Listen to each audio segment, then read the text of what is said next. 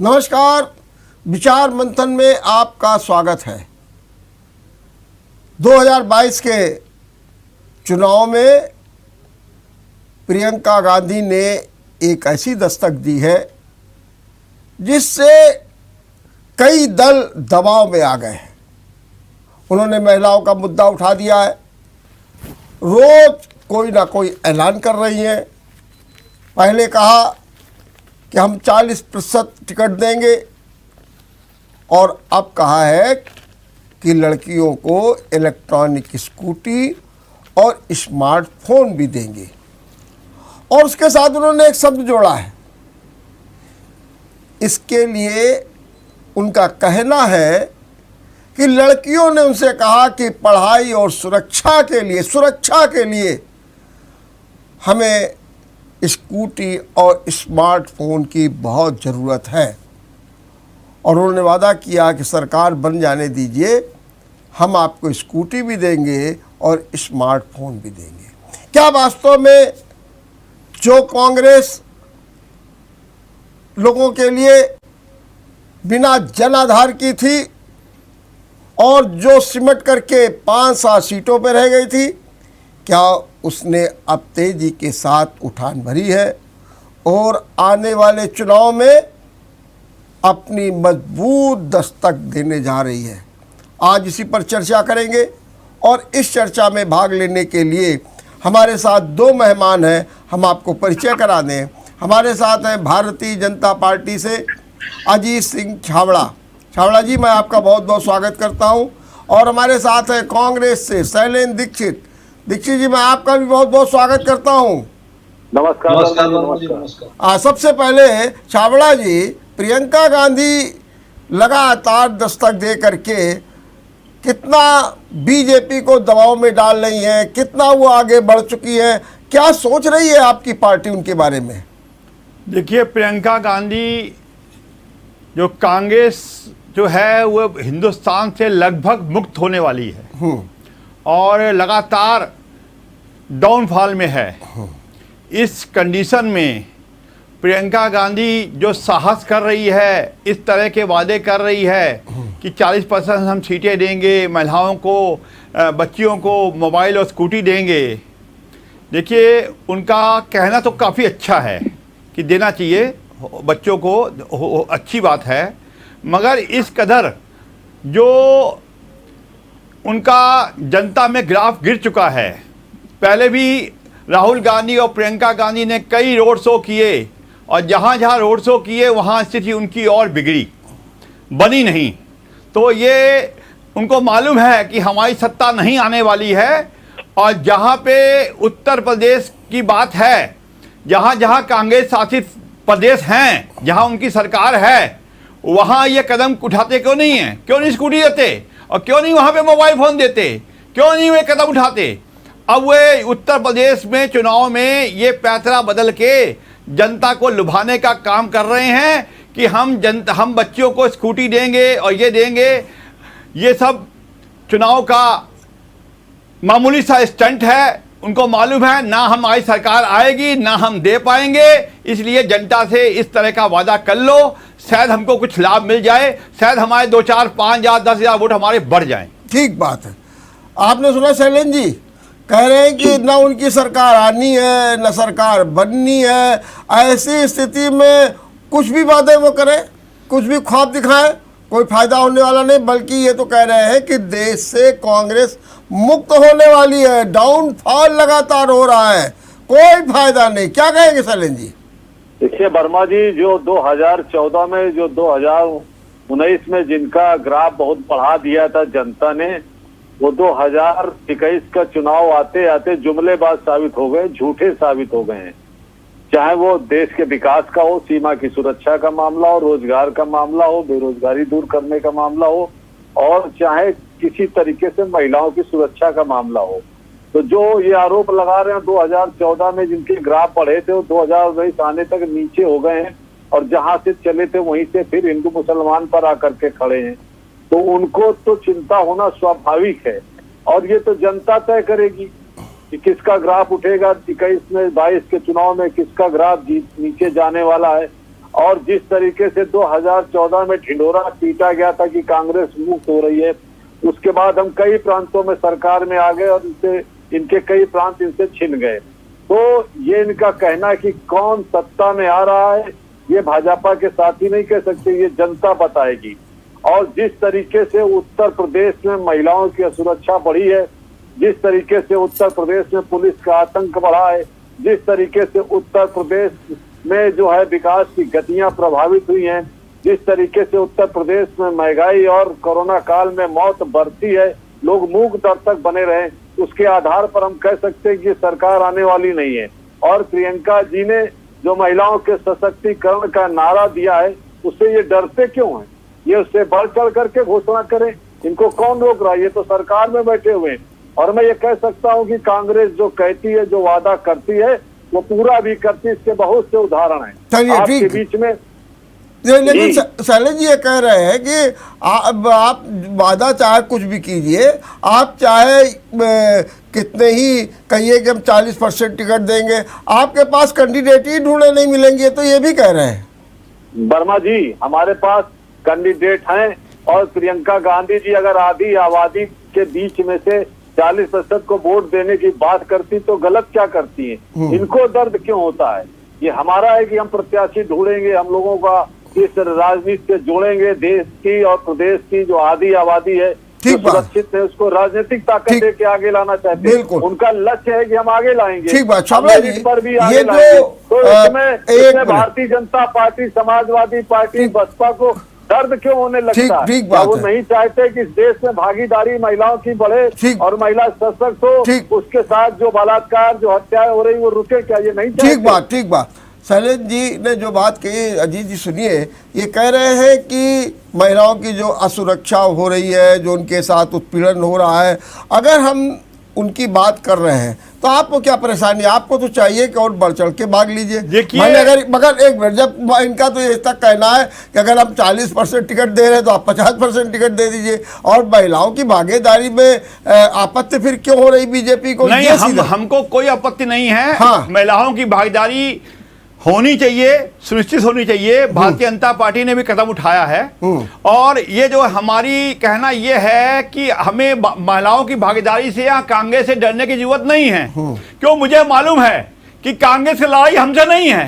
कांग्रेस की लड़ाई और बसपा और सपा के साथ में है कि तीसरे नंबर और चौथे नंबर पे कौन आएगा। इस तरह की लड़ाई कांग्रेस लड़ रही है। हमें उस बात से लेकर कोई चिंता का विषय नहीं है। हमने महिलाओं के लिए काम किया हुआ है, ऐतिहासिक काम किया हुआ है मोदी जी ने। देश की महिलाएं, बच्चियां जो स्कूटी नहीं चाहती, खाली मोबाइल नहीं चाहती, उनको और भी कुछ चाहिए जो मोदी जी ने किया हुआ है। विदेशों में जो भारतीय नारी शादी की जाती है, जो विदेशी लोग ऑफर करते हैं, हिंदुस्तानी बच्चियों के साथ विवाह के ले जाते हैं, उनके साथ अगर धोखा हो जाता था तो उसके लिए भी सरकार ने नियम बनाया हुआ है कि हिंदुस्तान की कोई भी बच्ची अगर बिहार के विदेश जाएगी, उसके साथ वहां पे धोखा नहीं होगा। मातृत्व अवकाश जो है 12 हफ्ते का था। बच्चा होता था तो मां को 12 हफ्ते का बच्चा का पोषण के लिए अवकाश था। मोदी जी ने 26 हफ्ते कर दिया है, लगभग 6 महीने। ये पूरे हिंदुस्तान ही नहीं, पूरे विश्व में बहुत बड़ा काम मोदी जी ने महिलाओं के लिए किया है, जिसके लिए महिलाएं बहुत ही ज्यादा शुक्रगुजार है मोदी जी की। 6,000 रुपए मातृत्व पोषण के लिए मोदी जी ने हर महिला को दिए हैं। उसके बाद मुफ्त में टीकाकरण, स्कूल व घर में शौचालय बनाने के काम, बच्चों के साथ जो बलात्कारी हैं उनको सीधी फांसी की सजा का प्रावधान। महाराष्ट्र में जो मैं बता रहा था, एक महाराष्ट्र की महिला ने मुझे बताया कि वहां पे उन्होंने रोजगार दिया है मोदी जी ने, तो उन्होंने बकरी के दूध का साबुन बनाया है। ये ऐसे काम, बेटी बचाओ बेटी पढ़ाओ। ठीक बात। लेकिन अजीत जी, क्या अभी आप बहुत अच्छी बात कह रहे थे कि जो है बीजेपी महिलाओं के बारे में बहुत कुछ सोचती है। तो जिस तरीके से ये इन्होंने 40% भागीदारी की बात की है, अब की आप कितना टिकट बढ़ा रहे हैं महिलाओं का, जो अभी तक तो खैर बहुत कम परसेंटेज है, कितना बढ़ा रहे हैं आपकी, क्या सोचा आप लोगों ने? नहीं, हम लोग का जो महिलाओं का पार्टी का जो है वो 33% का है। हाँ 33% का टारगेट होता है। हाँ। मगर 1-2% कहीं ऊपर नीचे हो जाता है, कहीं कहीं आवश्यकता होती है कि जहां पे महिलाएं मतलब कम है, मजबूत कम है, तो वहां 1-2% का ऊपर नीचे हो सकता है। मगर लक्ष्य वहां 33% का महिलाओं को लाने का है, संगठन में भी और सरकार में भी। लेकिन कहाँ 33% आ रहे हैं? अगर आप खाली अपने कानपुर का ही ले लीजिए, अगर आप तो यहाँ पर कितने आपकी महिलाओं को आपने टिकट दे दिया था? अगर आप दे करके देखें तो नीलिमा कटियार को आपने टिकट दे दिया। अगर बहुत चले जाए तो आप देहात में चले जाए, तो देहात में ज़रूर आपने जो है टिकट दिए हैं, और आपने प्रतिभा शुक्ला को भी दे दिया है, वहाँ पर दिए।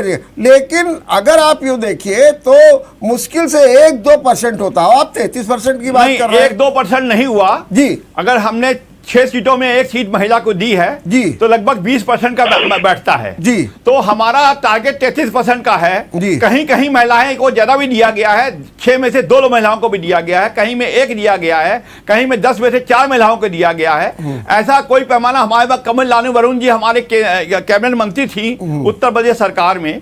हमारा लक्ष्य ये होता है कि देखिए, हम लोग का लक्ष्य ये है कि अच्छी महिलाएं जो काम करने लायक हों, संगठन में प्रतिरुचि रखती हों, उन महिलाओं को हम लोग तो आगे बढ़ाते हैं। क्या जो ये 40% का इन्होंने कोटा फिक्स किया है, आप 33% को इस बार पूरा करने जा रहे हैं? बिल्कुल बिल्कुल बिल्कुल, हमारी कोशिश होगी कि हम 33% जो है, जो हमारा लक्ष्य है पार्टी का, उसको हम लोग पूरा करें और जनता को, महिलाओं की समान भागीदारी समान रूप से हो। यहां तक कि मोदी जी ने तो यहां तक के कह दिया है कि एयरफोर्स में भी या मिलिट्री में भी महिलाएं भर्ती होंगी। वो तो एक दूसरा बिंदु, मैं केवल राजनीतिक रूप में हमारा 33% का लक्ष्य है। हाँ। हम कोशिश करेंगे इस चुनाव में, विधानसभा चुनाव में 33% महिलाओं को टिकट पार्टी देने का काम करे। चलिए सुना शैलेंद्र जी, 33% टिकट देने जा रही है बीजेपी इस बार महिलाओं को। बहुत बड़ी टक्कर है आपसे, ये ध्यान रखिएगा। अब मुकाबला ये मत सोचिएगा कि आप ही एक तरफा चलेंगे।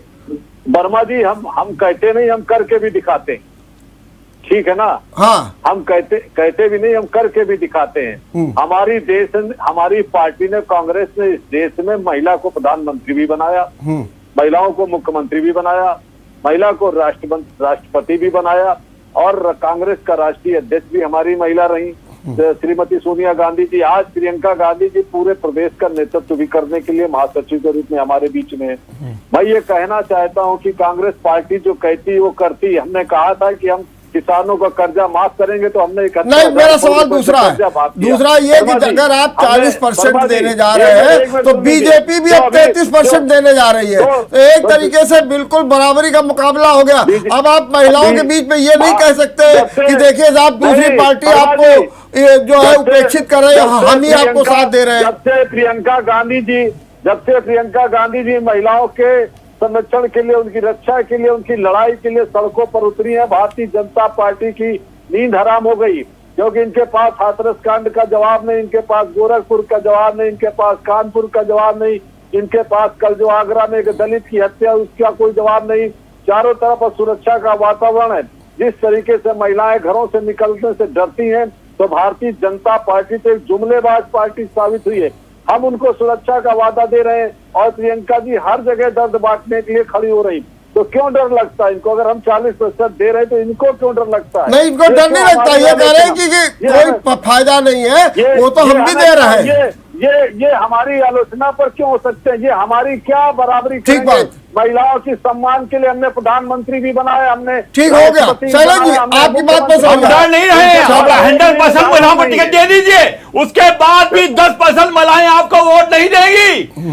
आप कहाँ चक्कर में पड़े हो वर्मा जी? नहीं अजीत जी, बहुत बड़ी बात। एक मिनट शैलेंद्र जी रुकिए, एक मिनट, खड़ी है, एक मिनट की नींद हराम हो गई है। एक मिनट, ये कह रहे हैं ये अजीत जी, 100% भी आप टिकट दे दो, हाँ। तो 10% से भी वोट नहीं पा पाओगे, क्योंकि जनता को मालूम है, महिलाओं को मालूम है कि उनकी सुरक्षा की जिम्मेवारी योगी जी ने ली हुई है, मोदी जी ने ली हुई है। योगी की राज में अपराध महिलाओं के साथ गिरे हुए हैं, काफी संख्या में घटे हैं। कांग्रेस का शासन में और बसपा के शासन में अपराध बढ़े थे। दलित की हत्या पुलिस कर रही है, योगी की पुलिस। जनता ये भी देख रही कि लखीमपुर में भाजपा का केंद्रीय मंत्री का परिवार किसानों के ऊपर जीपे चढ़ा करके निकल जा रहा है। ये तालिबानी अंदाज को, ये जलियांवाला कांड बनाने वालों को जनता समझ रही है। अब की बार एक एक वोट के लिए मोहताज अगर कोई उत्तर प्रदेश में होने वाला है तो वो भारतीय जनता पार्टी। शैलेंद्र जी ये कह रहे हैं अजीत जी कि आप 100% महिलाओं को भी टिकट दे दीजिए, लेकिन महिलाएं आपको वोट देने वाली नहीं है, क्योंकि उनका भरोसा योगी पर है, मोदी पर है, और उससे उनको सुरक्षा मिल रही है। इसलिए आप भ्रम में मत रहिए कि आपने जो महिलाओं का कार्ड, ये लड़की का कार्ड खेल दिया करके 2014 में 17 में वोट दिया गया था, वो तो इस देश के सामने जुमलेबाज साबित हुए। चाहे वो काला धन हो, चाहे महिला सुरक्षा हो, चाहे रोजगार हो, चाहे 100 रुपए और उसके ऊपर पेट्रोल बेच रहे हैं, महंगाई का मुद्दा हो, बेरोजगारी का मुद्दा हो, रोजगार का मुद्दा हो, और जगह जगह पर जिस तरीके से कूड़े के ढेर शहरों में दिख रहे, टूटे सड़क गड्ढे दिख रहे हैं, लूट हो रही, हत्याएं हो रही हैं। एक एक दिन गांधी जयंती के दिन कानपुर में 5-5 हत्याएं होती हैं। महर्षि वाल्मीकि की जयंती पर हत्यारी पुलिस। ठीक बात शैलेंद्र जी, एक मिनट रुकिए, मैं जवाब ले लेता हूँ। एक मिनट अजीत जी बस एक मिनट शैलेंद्र जी रुक जाइए, मैं जवाब लेता हूँ।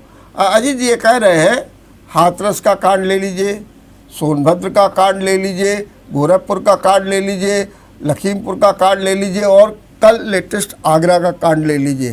कहते हैं कि सब इन मुद्दों पर, उन्नाव का भी ये कह रहे हैं मामला ले लीजिए, तो महिलाएं तो असुरक्षित हैं, और उनके साथ जो कुछ भी हो रहा है, या जो एनसीआरबी के जो आंकड़े हैं उसके अनुसार भी जो उत्पीड़न की घटनाएं हो रही हैं, ऐसी स्थिति में आप कैसे ये दावा कर सकते हैं कि योगी के नेतृत्व में महिलाएं अपने को सुरक्षित महसूस कर रही? बल्कि हो तो ये रहा है कि जो आरोप विपक्ष लगा रहा है, जिसमें ये कहा जा रहा है कि मार दो और मुआवजा ले लो, मार दो मुआवजा ले लो, हर जगह मुआवजा चल रहा, ये बात ये लोग कह रहे हैं, इसका क्या जवाब है? लखीमपुर में महिलाओं के साथ कहाँ हुआ? नहीं, वहां तो किसानों का मामला था। दूसरी बात, जो गोरखपुर में कांड हुआ वो भी एक पुरुष के साथ हुआ। देखिए ये घटनाएं जो हैं, ये थोड़ी मोटी जो चुटपुट घटनाएं हैं, वे हिंदुस्तान है, भारतवर्ष है, चुटपुट घटनाएं तो हुआ ही करेंगी, मगर अपराध को बहुत गहरा रूप से नियंत्रण किया गया है। ये योगी जी की देन है, इसमें आपको नकार नहीं सकते। बाकी रही मुआवजा देने की बात, मुआवजा हम लोग देते हैं सांत्वना देने के लिए, इसमें कोई वो नहीं है कि हम लोग जो भी दुखी व्यक्ति होता है उसको उसका हम लोग पूरा नहीं कर सकते, मगर एक सांत्वना देने के लिए सरकार उनको मुआवजे के रूप में कुछ सहूलतें देती है। जैसे गोरखपुर में कांड हुआ तो उस महिला को केडीए में नौकरी भी दी गई। तो ये हमारी सरकार का बहुत अच्छा काम है कि जो दुखी व्यक्ति है उसको सांत्वना देते हैं। ठीक बात शैलेंद्र जी ये कह रहे हैं। शैलेंद्र जी गोरखपुर में महिला के साथ कौन हुआ?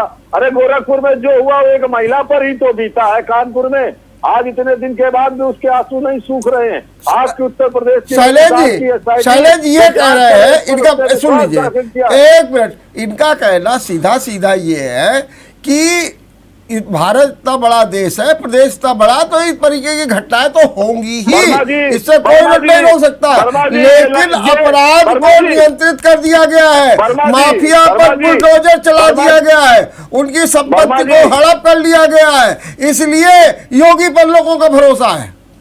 वर्मा जी हमारे साथी कह रहे हैं कि लखीमपुर की घटना छिटपुट घटना है, जिसमें इतने किसानों पर बेदर्दी से जीप चला के मार डाला गया। हमारे साथी कह रहे हासनरथ की बेटी जिसके साथ बलात्कार हत्या की और उत्तर प्रदेश की अंधी पुलिस उसको पेट्रोल डाल के जला दिया रात में। कल जिसके वाल्मीकि जयंती पर जो समाज की सेवा करने वाला था। 20-20 बाल्मीकियों पर पुलिस ने लाठियां चलाई और एक को इतना मारा कि उसकी मृत्यु हो गई। उसके सामने पुलिस के घेरे में उसकी लाश जलवा दी गई। जिस तरीके से उन्नाव में इनके विधायक ने महिला के साथ बलात्कार का आरोप जिन पर लगा और उनके परिवार के कई लोगों की हत्या की गई, ये छिटपुट घटनाएं, क्या इसके लिए, ये घटनाओं के लिए योगी को 2017 में सत्ता सौंपी गई थी क्या जिस तरीके से गंगा में कोरोना के समय लाशें तैर रही थी, क्या इसलिए इनको सत्ता सौंपी गई थी? क्या 2017 में इसलिए सत्ता सौंपी गई थी कि हम जो है आज 30 दिन की कमाई करते और 15 दिन भूखे सो जा रहे महंगाई की वजह से? आज 200 रुपए में कड़ुआ तेल बिक रहा है, 100 रुपए के ऊपर पेट्रोल बिक रहा। क्या इसलिए इस नकारा सरकार को चुना गया था इस उत्तर प्रदेश में कि आप हिंदू और मुसल के नाम पर लड़ाते रहिए और हमारे अधिकारों को हमें मत दीजिए? आपको जनता ने नकार दिया है, आप कहीं के नहीं हो। आप दिन ब दिन कांग्रेस का स्तर डाउन होता जा रहा है। जो है प्रदेश में कांग्रेस मुक्त भारत बनने जा रहा है। आप कहे चिंता, आप अपने दूसरे और तीसरे नंबर की लड़ाई के लिए लड़ रहे हो। जनादेश उत्तर प्रदेश में आ रहा है। भारतीय जनता पार्टी जाने वाली है और कांग्रेस इस देश का, इस प्रदेश का फिर से नेतृत्व करने वाली है। अब 1 मिनट में आपसे एक सवाल और पूछना चाहता हूँ अजीत जी, ये कहा ये जा रहा है कि प्रियंका गांधी तेजी के साथ बढ़ रही है और उस बढ़ने में बीजेपी का भी हाथ है, क्योंकि बीजेपी ये मानती है कि सपा इस समय सशक्त रूप में है। जितना प्रियंका बढ़ेगी इतना ही जो है सपा जो है कमजोर होगी। और उन्होंने इसका एक उदाहरण भी दे दिया है। उदाहरण ये दिया है कि देखिए, पहले जब वो जाती है आगरा या लखीमपुर का हिरासत में लिया जाता तो पब्लिसिटी, फिर उसके बाद उनको अनुमति भी दे दी जाती है, फिर पब्लिसिटी। तो कह रहे हैं कि ये बीजेपी जो है सोची समझी साजिश के तहत ऐसा काम कर रही है। क्या कहेंगे अजीत जी? बिल्कुल नहीं। हमको ये सपा और बसपा और कांग्रेस तीनों पार्टियां हमारे नजदीक भी नहीं हैं। 402 सीटें उत्तर प्रदेश में हैं, लगभग 350 बीजेपी को मिलने वाली हैं। हमें इन लोगों में कितना बंटवारा होना है, इनको सोचना है कि कौन इसमें से 50-52 सीटों में से ले पाएगा। बाकी हमारा कहना यह है कि हमें प्रियंका गांधी को बढ़ा के या हमें सपा को बढ़ा के या हमें इस बात की चिंता नहीं करनी है कि बसपा बढ़ रही है। हमें अपने काम देखने हैं, हमें जनता का भविष्य देखना है, हमें जनता की सेवा करनी है। योगी जी को जनता की सेवा करनी है और इसी आंकड़े के साथ हम दृढ़ निश्चय के साथ आगे बढ़ रहे हैं। हमें इस वर्मा जी, 165 सीटें ये बदलने जा रहे हैं, क्यों? क्या वो जीत रहे हैं तो फिर उन्हें क्यों बदलने जा रहे हैं? ये अभी कहां कंफर्म हुआ बदलने जा रहे हैं? हम तो नहीं, अभी तो तक कोई तय नहीं है। आपको मालूम है, हमको मालूम नहीं है कि हम बदलने जा रहे हैं कि नहीं बदलने जा रहे। जो हमारी चिंता है ये है कि पार्टी में हम लोग के अंदर एक जो है देखा जाता है कि कौन प्रत्याशी ने अच्छा काम किया है, उसको हमें आगे बढ़ाना है। जिस काम पार्टी ने प्रत्याशी ने जनता के बीच में काम नहीं किया है उसको हम रोक देंगे।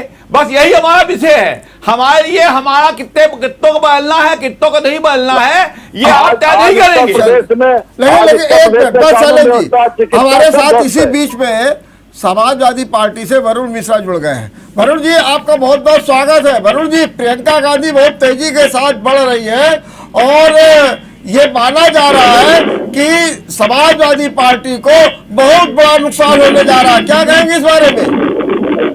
देखिए वर्मा जी, बहुत बहुत जिस तरीके से आज उत्तर प्रदेश एक बहुत बड़ा प्रदेश है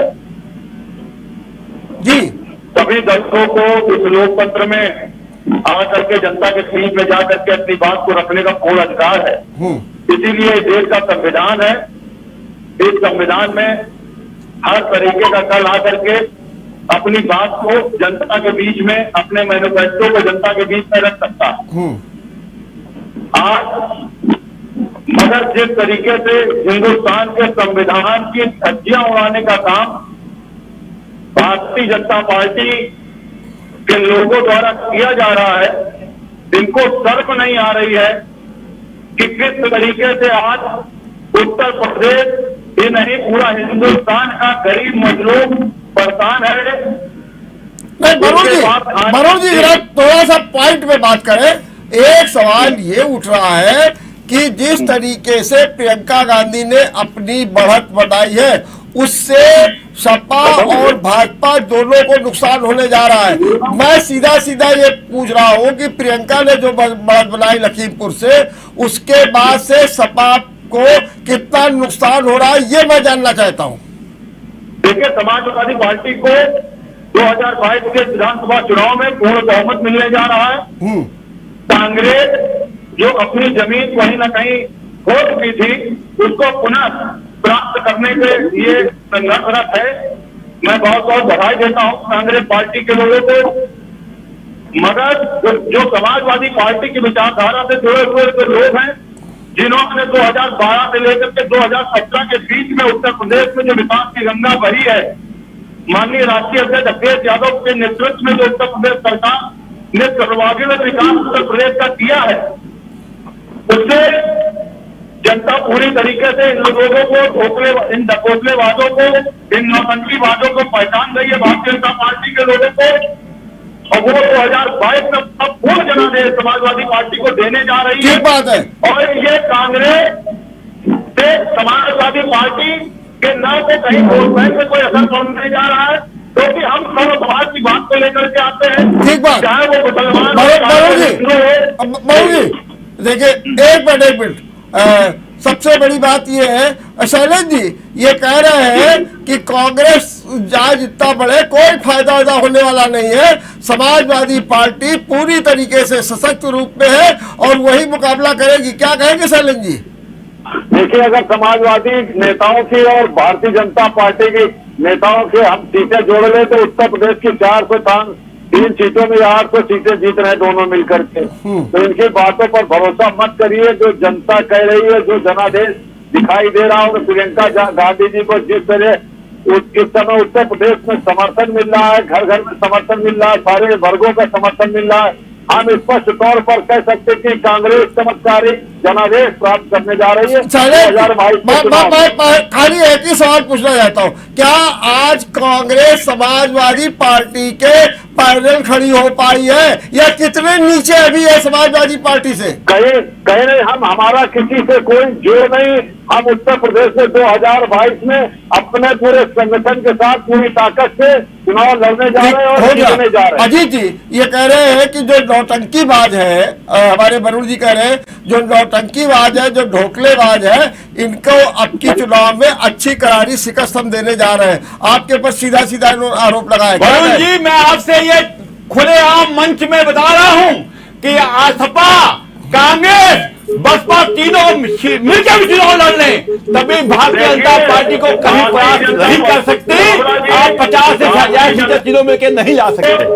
आप कहां चक्कर में पड़े हुए हो? इस समय पूरे देश की, प्रदेश की जनता योगी कर रही है। पूरे देश में योगी हो रहा है। आप कहां आपका अखिलेश कहां गया? प्रियंका गांधी कहां गई? पता नहीं लगेगा आपको। इस 2022 के चुनाव में आप बोल नहीं पाओगे। आप कहां अपने आप को खो रहे हो? आप तीनों मिलकर चुनाव लड़ो, 50 से ज्यादा सीटें आप नहीं पाओगे। ये मैं मंच में लिखित रूप से चेतावनी दे रहा हूं। वर्मा जी देखिए, मैं काफी विलंब से आ पाया हूँ, ठीक है। छावड़ा जी को ये बताइए कि डिबेट में चिल्लाने से लाभ नहीं होता है। चलिए आप बताइए, ये कह रहे हैं कि सपा भी मिल जाए, कांग्रेस भी मिल जाए, बसपा, तब भी आप हरा नहीं पाएंगे और आप बेकार के ख्वाब देख रहे हैं, ये कह रहे हैं सीधे सीधे। ये अपना भविष्य पहले देख ले। समाजवादी पार्टी का भविष्य देखने तो इन्होंने 2012 के पहले भी देखा समाजवादी पार्टी का क्या भविष्य है। जिस तरीके से झूठ बोल करके इनके देश के प्रधानमंत्री, अपने हिंदुस्तान के प्रधानमंत्री ने जिस तरीके से आकर के उत्तर प्रदेश के अंदर ईद और बकरीद, ईद और दिवाली, होली और दिवाली, हिंदू और मुसलमान, कब्रिस्तान, शमशान आकर के जिस तरीके से यहाँ पे ध्रुवीकरण करके सत्ता पाई थी, उत्तर प्रदेश की जनता इनको, इनके मगरमच्छी आंसुओं को देख चुकी है। जिस तरीके से आज मैं छावड़ा जी मैं आपसे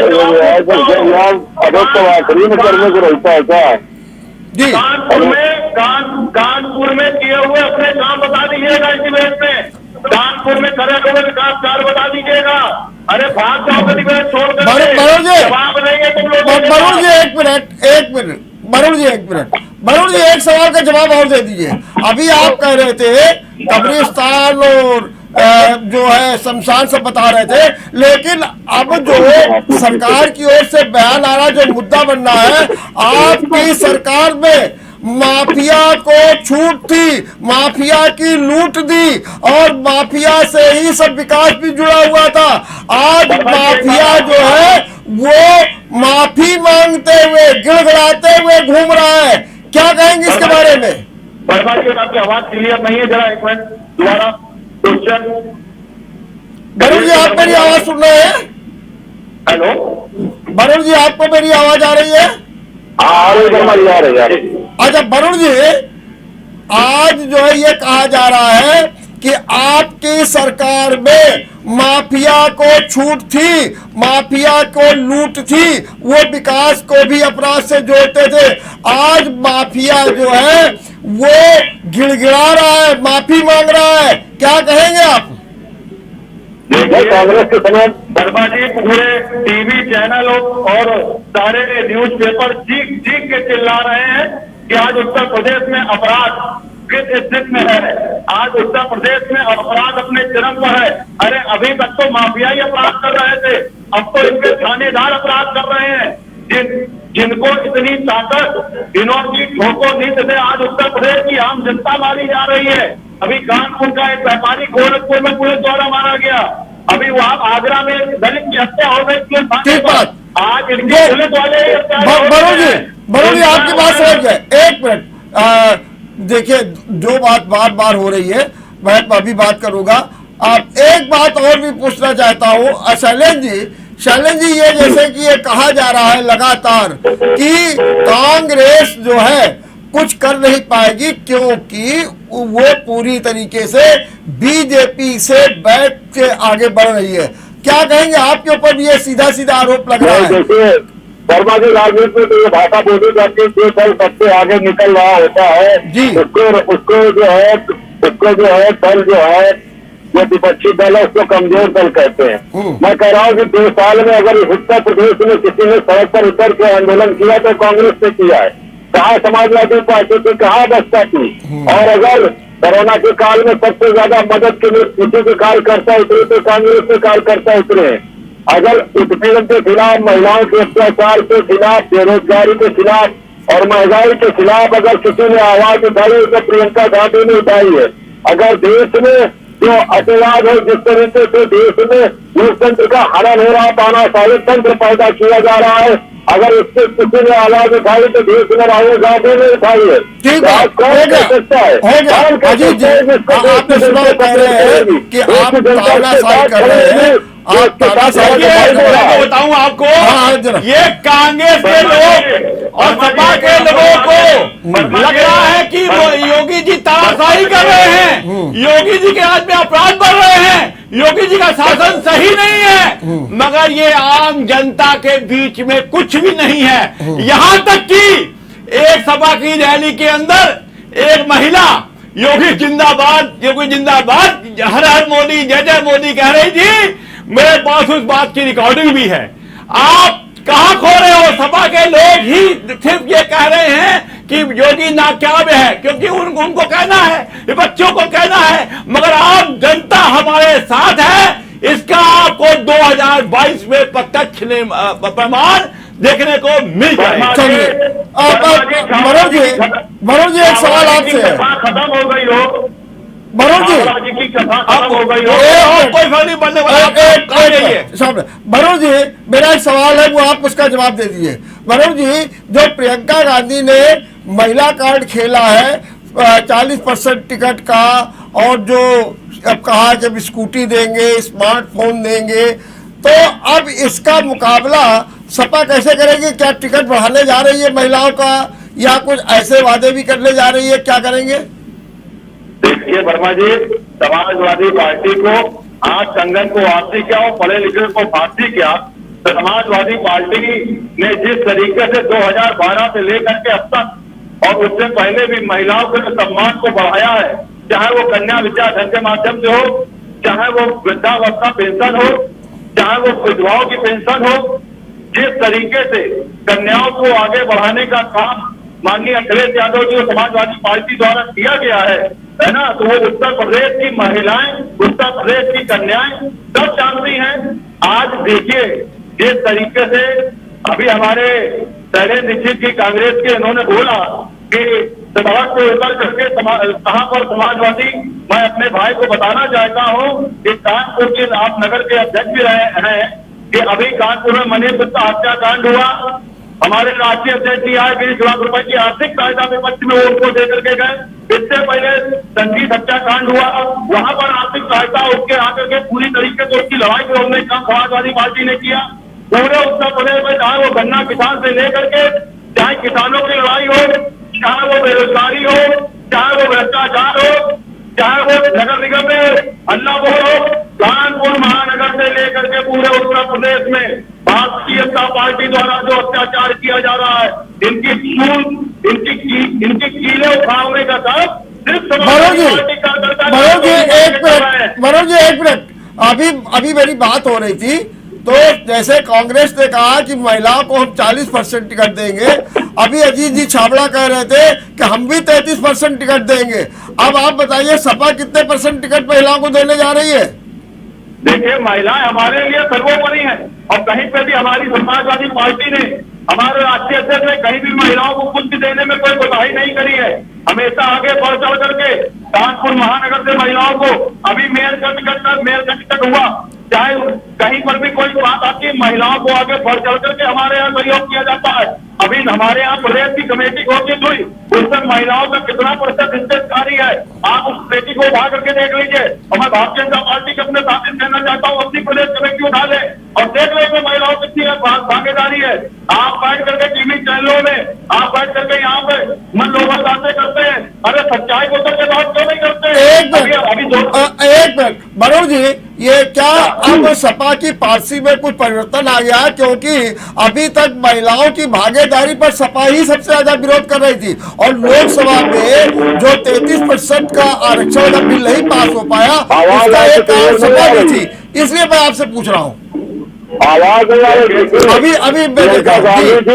आधी आबादी की अगर भागीदारी की बात वरुण जी से मेरा सवाल हो जाए, शैलेंद्र जी वरुण से सवाल, वरुण जी बताइए क्या जो महिलाओं के आरक्षण का सपा विरोध कर रही थी, क्या अब वो उससे अपने दूर हो गई है और अब वो उसके साथ में खड़ी है? नहीं, जैसे भारतीय गांधी ने शैलेंद्र जी एक मिनट, आप वरुण से सवाल करें।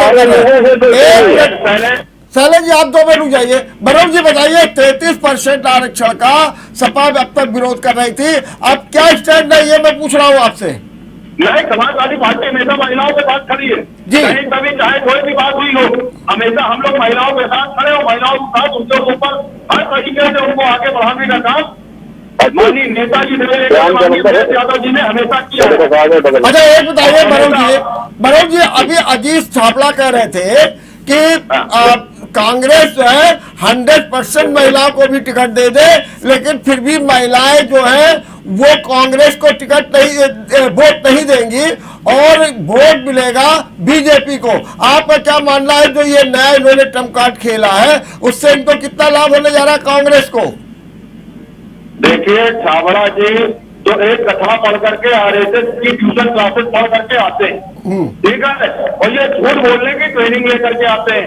डिबेट में बैठ के बोलते कुछ और है, इनका संगठन करता कुछ और है, और सरकार इनकी करती कुछ और है। देखिए ठीक है वरुण जी और शैलेंद्र जी सुन लीजिए, आपकी दोनों पार्टियां महिला विरोधी पार्टियां हैं।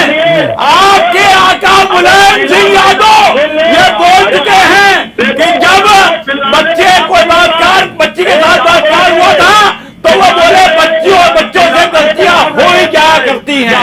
जब वो आपके मुलायम सिंह जी यादव ये बात बोलते हैं तो वो महिला विरोधी बात नहीं है। इसी तरह शैलेंद्र जी आपके मुखिया प्रकाश जायसवाल ने कानपुर में भाषण दिया था, वह बात मुझे ध्यान है कि जब महिला अपराधी हो जाती है तो बेकार हो जाती है, जो चीज अपराधी हो जाती है वो बेकार हो जाती है। तो ये सब महिलाएं विरोधी काम आप लोग करते रहे हो। आपकी नेता चाहे जितना मर्जी महिलाओं के साथ हो जाए, इस देश की महिलाएं आपका सब कैप्टन जानती है और आपको कहीं भी किसी भी काम में महिला को वोट नहीं मिलेगा। ठीक बात। शैलेश जी, सीधा सीधा आरोप लगाया है आप सपा पर और कांग्रेस पर। पहले जवाब दे दीजिए शैलेश जी कि आप दोनों लोग महिला विरोधी हैं, इसलिए महिलाएं सब जानती हैं और आपको वोट नहीं देंगी। शैलेश जी बताइए क्या कहना है आपका, महिला विरोधी आप हैं? मैं जवाब दे रहा हूँ, एक मिनट। इनके मुखिया कहते हैं। वर्मा जी मैं जवाब दे रहा हूँ जी। इनके महिलाओं का उत्थान करते हैं कुलदीप सेंगर, इनके महिलाओं का उत्थान करते हैं कुलदीप सेंगर, इनके महिलाओं का उत्थान करते हैं इनके गृह राज्य मंत्री साक्षी वो कौन महाराज जी थे जो गृह राज्य मंत्री थे, मालिश करा रहे थे, जिनकी नंगी नंगी फोटोएं आ रही थी। ये वो भारतीय जनता पार्टी के वो लोग हैं, ये रंगे हुए हथियार हैं, भेड़िए हैं। ये जिस तरीके से इनका महिला उत्थान तो आप जान लो ना, इनका महिला उत्थान करते हैं कुलदीप सेंगर, इनका महिला उत्थान करते हैं गृह राज्य मंत्री, इनका महिला उत्थान तो आप समझो ना, ये कहां से महिला उत्थान कर रहे हैं? चलिए हो गया। भारतीय जनता पार्टी के लोग सिर्फ महिलाओं का पोषण करना जानते हैं। ठीक बात। शैलेश जी आप भी, आपके ऊपर भी आरोप है कि महिला विरोधी होने का, क्या कहेंगे आप? भाई देखिए, अगर हम महिला विरोधी होते तो महिलाओं को प्रधानमंत्री से लेकर के राष्ट्रपति नहीं बनाते। आज प्रियंका गांधी के नेतृत्व में उत्तर प्रदेश की लड़ाई नहीं लड़ रहे होते, जहाँ पर सबसे ज्यादा जंगल राज है। हम महिलाओं की आधी आबादी के साथ 100% सम्मान के साथ खड़े हैं। और मैं बार बार कहता हूँ कि जब हम 40% की घोषणा कर रहे हैं तो इनके कलेजे में दर्द क्यों हो रहा है? ये हमसे बढ़ करके आगे आए ना। दोनों के दोनों दर्द आपसे बात कर रहे हैं, इनके चेहरे है, कोई सिलेंडर कांड करता है, कोई बलात्कार कांड करता है। हमको क्या सीख देंगे ये लोग? कांग्रेस का चरित्र तो 100 साल से ज्यादा का है। और हमने महिलाओं के सम्मान के लिए गांधी जी के रास्ते को अपनाया है। हम हिंसा के रास्ते से सत्ता नहीं चुनते, हम हिंदू मुसलमान के रास्ते से सत्ता नहीं चुनते, हम गांधी के रास्ते से सेवा करते हैं। और आज प्रियंका जी 40 सीटों की बात कर रही तो इनके साथ के लेट रहा है कल परसों से, इतने के लिए तैयार है। महिलाओं की आबादी के साथ सीधा सीधा कह रहे हैं कि हम महिला विरोधी नहीं है।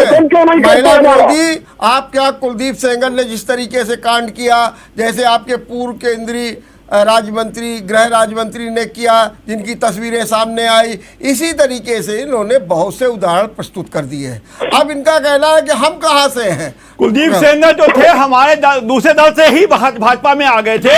ये हमारी गलती थी कि उनको हमने ले लिया, और गलती आज के विधायक स्तर पे थे हुए। अगर कहीं गलती हुई होती है तो उसका भारतीय जनता पार्टी उनको सजा भी देती है। हमारे पार्टी लेवल पे, ऊंचे लेवल पे ये बात नहीं होती कि हमें महिला जो हैं वो बच्चे को बलात्कार होता है तो हमारे पार्टी के आखिरी नेता ये नहीं बोलते कि महिलाओं बच्चों की गलती हो ही जाती है। आप जब से मोदी जी की सरकार आई है हमारे अपराधी कष्ट पड़े हुए हैं, और ये जनता जानती है सपा और कांग्रेस की सरकार आएगी, यही अपराधी सड़कों पर दिखाई देंगे। जो बलात्कार करी हुई कन्या का रात में 2 बजे मिट्टी का तेल और टायरों में करा दे, वो महिलाओं की सुरक्षा की गारंटी ले रहे। ठीक बात। ये रंगे हुए तैयार। एक मिनट अब मेरा सवाल आखिरी है, अपने तीनों लोगों से जरा बताइए। मेरा सबसे पहले छाबड़ा जी ईमानदारी से बताइएगा, प्रियंका गांधी की दस्तक, उनके संघर्ष, उनके वादे से बीजेपी पर कितना प्रभाव पड़ रहा है? जनता को मालूम है कि रॉबर्ट वाड्रा की बीवी जिससे किसानों की जमीन हड़पी हुई है, उसको हम किसी की कीमत पे स्वीकार नहीं करेंगे, चाहे जो भी कर ले। चलिए हो गया। अब मैं पूछता हूं वरुण जी आपसे, प्रियंका गांधी ने जो भी अपनी गतिविधियां सक्रियता दिखाई है, जो वादे कर रहे हैं, आपको कितना रिजल्ट दिखने जा रहा है 2022 में कांग्रेस का? देखिए, इस 2022 में समाजवादी पार्टी का पूरा संगठन, पूरा ढांचा बूथ स्तर से लेकर के प्रदेश स्तर और राष्ट्रीय स्तर तक तैयार है। हमारा हर कार्यकर्ता पूरी मजबूती के साथ है। कांग्रेस की जो जमीन खत्म हो गई थी, अगर उसकी कहीं पर मरम्मत करने आई है प्रियंका जी, तो उनका स्वागत है उत्तर प्रदेश में। और ये हमारा संविधान कहता है कि हर साल आकर के जनता के बीच में अपनी बातों को लेकर के जाए, मगर उत्तर प्रदेश की जनता ने अभी तो मन बना लिया है। जिस तरीके से हमारे राष्ट्रीय अध्यक्ष के कार्यक्रमों में जनता उमड़ करके आ रही है कि वो दिख रहा है कि 2022 में समाजवादी पार्टी अपनी सरकार बनाने। ठीक, आखिरी कमेंट शैलेंद्र दीक्षित क्या कहेंगे? बीजेपी और सपा ने दोनों ने आपको खारिज कर दिया है, क्या कहना है आपका 2022 के चुनाव का? प्रियंका गांधी के नेतृत्व में एक चमत्कारी जनादेश आ रहा है उत्तर प्रदेश में, और कांग्रेस सत्ता में आ रही है और यहीं से पूरे देश को दिशा देगी, जो 2024 की दिशा होगी। और इस देश से भारतीय जनता पार्टी का सफाया होना जा रहा है, और समाजवादी पार्टी बसपा तो कल का सपना था, कल हो गया, बीत गया। चलिए, बहुत बहुत धन्यवाद, बहुत बहुत धन्यवाद शैलेंद्र जी, अजीत जी छाबड़ा, वरुण जी, आप सबको बहुत बहुत धन्यवाद। और आपने सुना, कांग्रेस कह रही है चमत्कार होगा और बीजेपी कह रही है कुछ नहीं होगा। मतलब उनकी बात अगर मान ले तो बंटाधार होएगा, और अगर हम सपा की बात मान ले तो बोले कि वो मरम्मत कर रहे हैं, मान ले कि थोड़ा बहुत बड़ा तो हो जाएगी तो हो जाएगी। बहरहाल इंतज़ार कीजिए 2022 के रिजल्ट का और देखते रहिए विचार मंथन। नमस्कार।